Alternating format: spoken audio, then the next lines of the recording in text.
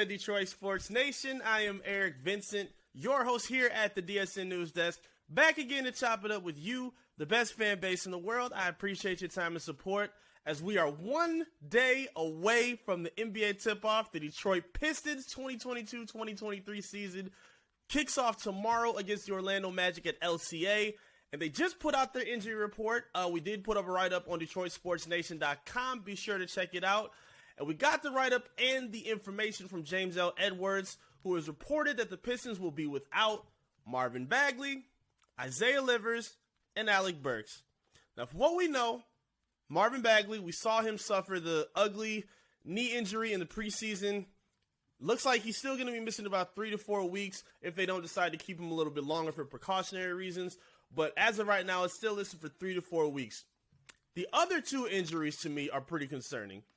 Isaiah Livers looks like he's still nursing a hip injury, and we still have not seen anything from Alec Burks since he was traded from the Knicks to the Pistons in June this summer. We have not seen him at all since he's been traded for, and he's dealing with a foot injury.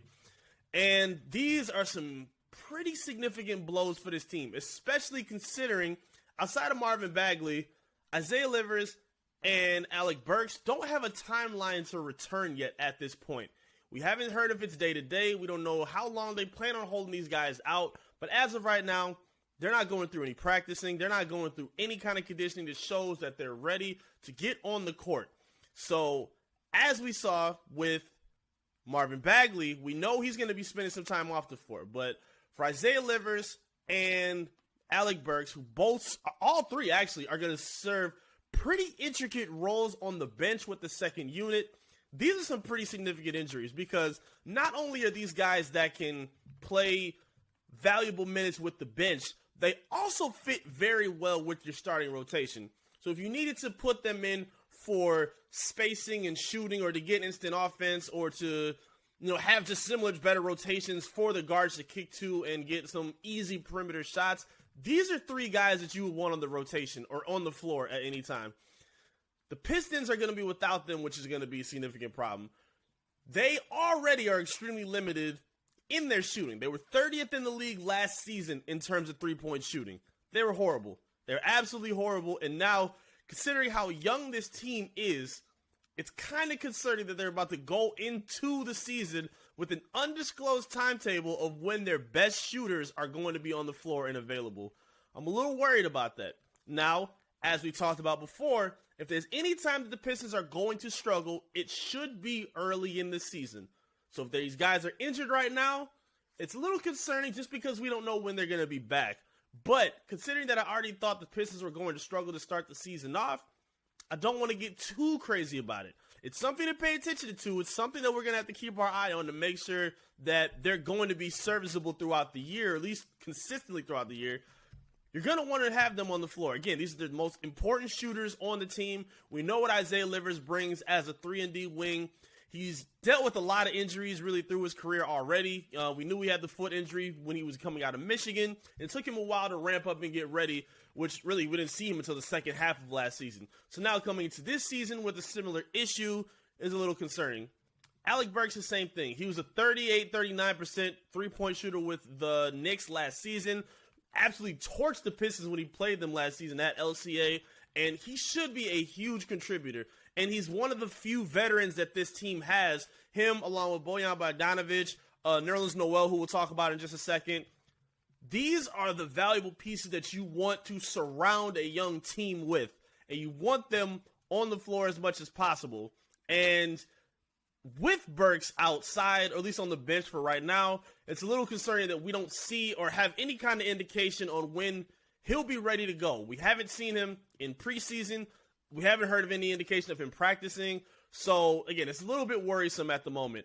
Nerlens Noel was a player that could have ended up on the injury report. But we did see a report that did confirm, I believe it was also James Edwards, that said he got his first practice reps with the Pistons today.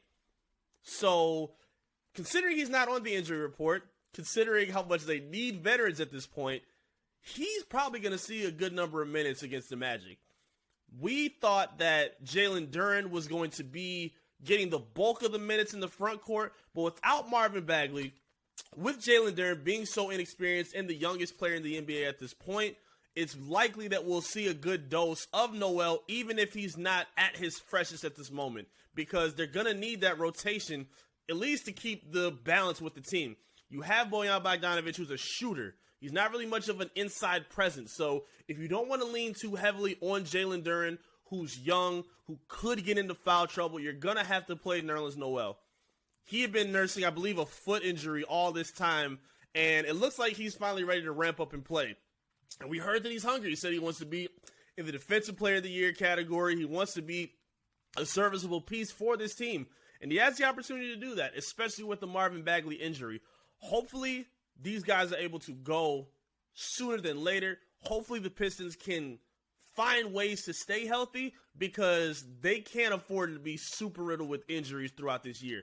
If we want to see them take the steps that they're expected to take throughout the season as a young, growing team, we want to see them on the floor able to do it. So, everybody, fingers crossed together that these guys are able to play. You want to see them healthy, you want to see them okay, and you want to see the Pistons at their best. But either way, still super excited for regular season to tip off tomorrow. Again, you can check the write-up on our website, DetroitSportsNation.com. We'd love to see you, see what you think about it. Of course, you can talk to us on the video as well. Hit me up in the comment section. Let me know how you're feeling about the Magic matchup against the Pistons tomorrow at LCA.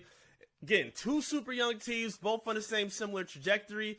And it's really, really interesting to see how this is going to play out. The battle of the two most recent number one overall picks of Cade Cunningham versus Paolo Banchero. It's a lot of storylines to follow up on. Who knows? Maybe we'll see another 50 ball from Sadiq Bey against the Orlando Magic. Maybe he still got some of that comfort against them. I'm excited to check the game out. Again, talk to me in the comment section. Let me know how you're feeling about the regular season opener for the Pistons. Like the video, subscribe to the video. Hit the bell to make sure you get all notifications when we go live and have exclusive content coming your way on our YouTube page. Of course, check us out on our social media, Facebook, Twitter, Instagram, TikTok, all the above. You can follow us and lock in with Detroit Sports Nation. And of course, lock in with me as well at I am Eric Vincent so I can tap in and talk to you throughout the season. Again, I'm super excited for it to hop off, and I'll be here again soon with you with another update right here at the DSN Update News Desk. Peace.